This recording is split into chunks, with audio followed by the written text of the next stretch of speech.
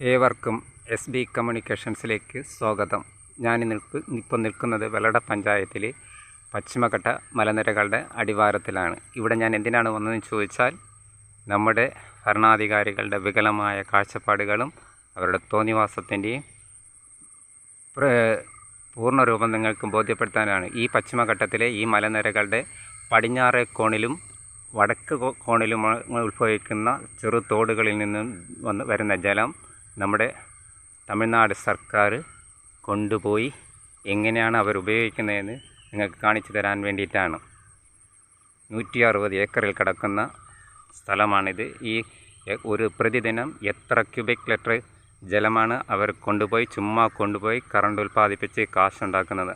നമ്മൾ കാശ് കൊടുത്താൽ അവിടെ നിന്ന് ഇങ്ങോട്ട് കറണ്ട് വാങ്ങുന്നു. ഇതാണ് നമ്മുടെ ഭരണാധികാരികളുടെ വികലമായ കാഴ്ചപ്പാട്. നമുക്ക് കേരളത്തിന് എത്ര കോടി രൂപയുടെ നഷ്ടമാണ് ഉണ്ടായിട്ടുള്ളത് നമ്മുടെ ഭരണാധികാരികൾ കാരണം. കന്യാകുമാരി ഡിസ്ട്രിക്റ്റിൽ എന്തൊക്കെയുണ്ടെന്ന് നിങ്ങൾക്കറിയാമോ?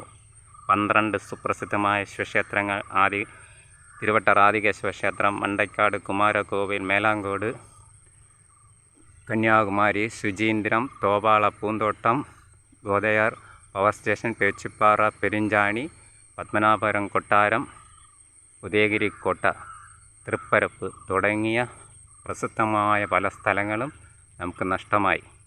നമ്മുടെ പ്രതിദിനം നമ്മുടെ സർക്കാർ ദൂർത്തടിക്കുന്നതാണ്. എത്ര ക്യൂബിക് ലിറ്റർ ജലമാണ് ഈ സംഭരണിയിൽ ചേർത്ത് വെച്ച് തമിഴ്നാട് സർക്കാർ കൊണ്ടുപോയി കറണ്ട് ഉൽപ്പാദിപ്പിക്കുന്നത്. ഈ ജലം എവിടെ നിന്നാണ് വരുന്നതെന്ന് നമുക്കൊന്ന് നോക്കിയാലോ.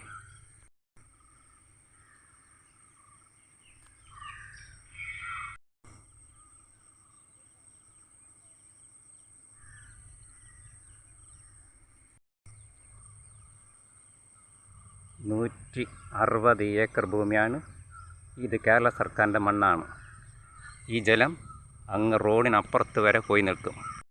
ഈ കാണുന്നതാണ് പശ്ചിമഘട്ട മലനിര. ഇതിൻ്റെ ഇടത്തേ കോണാണ് പടിഞ്ഞാറ് വശവും, വലത്തേ കോണ് വന്ന് വടക്ക് വശവുമാണ്. ഈ തോടുകളെല്ലാം നിറഞ്ഞ് കവിഞ്ഞ് ഈ ഡാമിൽ പോയി ചേരും, ചിറ്റാർ ഡാം സെക്കൻഡിലേക്ക്.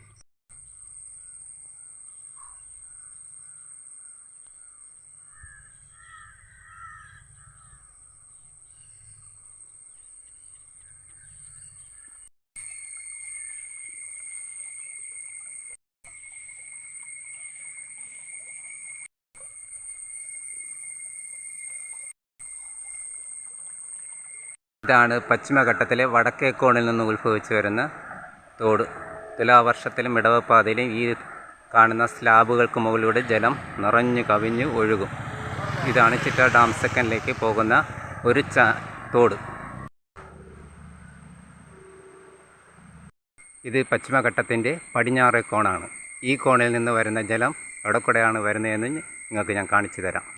ഇതാണ് ആ ജലസ്രോതസ്.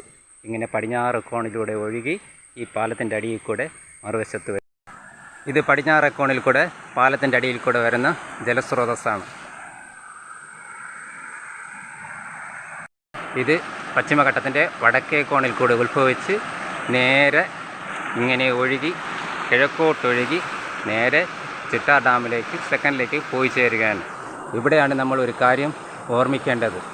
പട്ടം താണുള്ള മുഖ്യമന്ത്രിയായിരിക്കുമ്പോൾ വംശീയലകൾ ഉണ്ടാക്കിക്കൊണ്ടാണ് ഈ കന്യാകുമാരി ജില്ല പിരിച്ചു കൊണ്ടുപോയത് ഒരു സമുദായക്കാർ. നമുക്ക് ആ വകയിൽ നഷ്ടപ്പെട്ടത് കോടികളാണ്. ഇന്ന് അവരൊക്കെ കേരളത്തിലിരുന്നുകൊണ്ട് എന്താണ് ചെയ്തുകൊണ്ടിരിക്കുന്നതെന്ന് നമ്മൾ മലയാളികൾ മനസ്സിലാക്കണം. പ്രതിദിനം എത്ര ക്യൂബിക് ലിറ്ററാണ് തമിഴ്നാട് സർക്കാർ ചുമ്മാ കൊണ്ടുപോയി അവരുടെ കാർഷിക ആവശ്യങ്ങൾക്കും മറ്റ് വൈദ്യുതി ഉൽപ്പാദനത്തിനൊക്കെ ഉപയോഗിക്കുന്നതെന്ന് നിങ്ങൾക്ക് കാണിക്കാൻ വേണ്ടിയിട്ടാണ് ഞാൻ ഈ വീഡിയോ ചെയ്യുന്നത്. ആരെയും ഇതിൻ്റെ പേരും പറഞ്ഞ് ആരും വിപ്ലവത്തിന് വരണ്ട. ഇത് പരമമായ സത്യമാണ്. എൻ്റെ വീഡിയോ നിങ്ങൾക്ക് ഇഷ്ടമായെങ്കിൽ ലൈക്ക് ചെയ്യുക, ഷെയർ ചെയ്യുക, സബ്സ്ക്രൈബ് ചെയ്യുക. നമ്മൾ മലയാളികൾ വെറും മരമാക്രികളാണ്. ഇതാണ് പ്രതിദിനം മുല്ലപ്പെരിയാറിൽ നിന്ന് എത്ര ക്യൂബിക് ലിറ്ററാണ് തമിഴ്നാട് സർക്കാർ കൊണ്ടുപോകുന്നത്, അതുപോലെ വെള്ളട പഞ്ചായത്തിലെ ഈ പശ്ചിമഘട്ട മലനിരകളിൽ നിന്നും എത്ര ക്യൂബിക് ലിറ്ററാണ് പ്രതി തമിഴ്നാട് സർക്കാർ കൊണ്ടുപോകുന്നത് കാണിക്കാൻ വേണ്ടിയിട്ടാണ് ഞാൻ ഈ വീഡിയോ ചെയ്തത്. അപ്പോൾ ഈ വീഡിയോ നിങ്ങൾക്ക് ഇഷ്ടമായെങ്കിൽ ലൈക്ക് ചെയ്യുക, ഷെയർ ചെയ്യുക, സബ്സ്ക്രൈബ് ചെയ്യുക.